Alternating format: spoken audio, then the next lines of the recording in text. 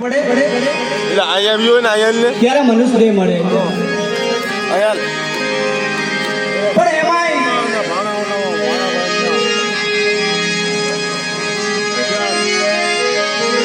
જેને કહેવાય એક ડાળના પંખી એક ડાયરે જીવતા હોય ને એની વાત છે.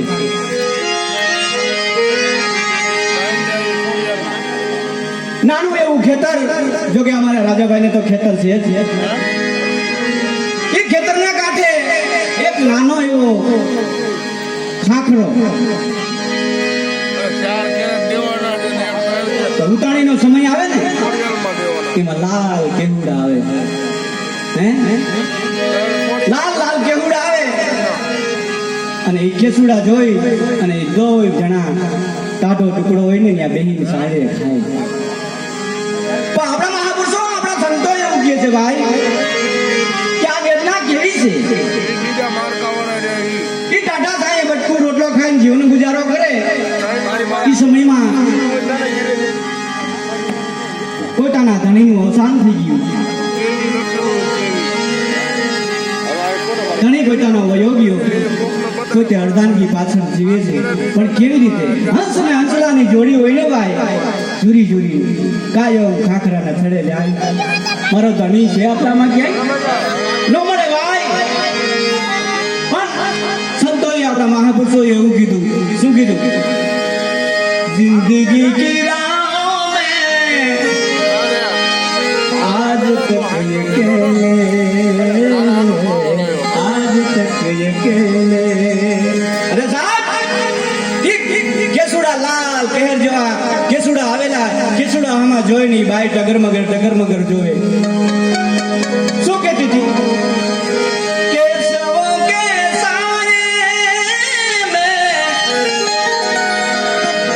કેસવો કે સારે મેં हमने दिन गुजारे,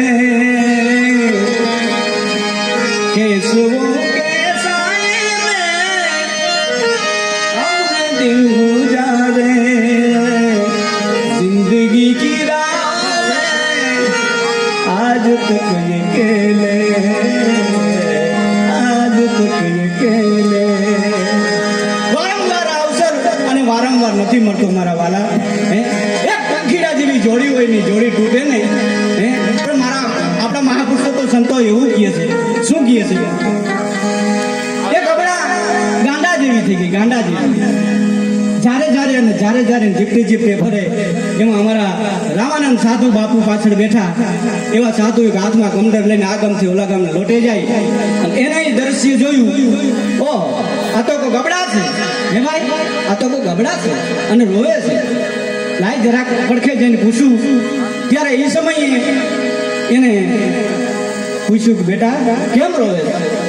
કે કાંઈ નહીં બાપા, કાંઈ નહીં બાપુ. કે નહીં, તું રોવે છે, તું છાની રોવે છે, છાની રોવે છે. લાઈટ પાડી તો આ જગત આખી રોવે છે સાહેબ.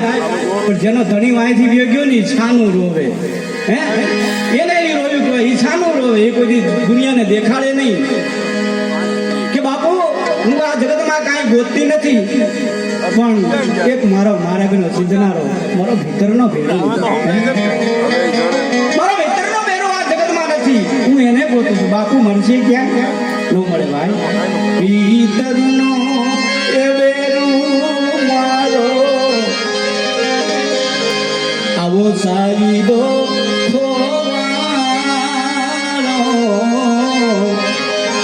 માર્ગનો સિંધનારો મારો આવો ભૂમિયો ખોવાળો,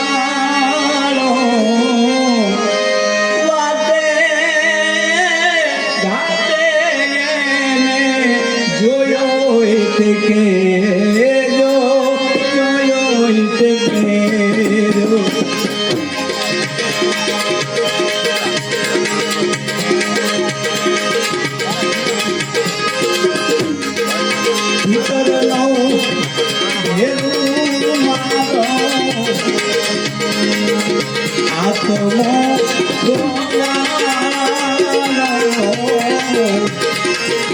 માર્ગનો સિદ્ધ આવો ભૂમિ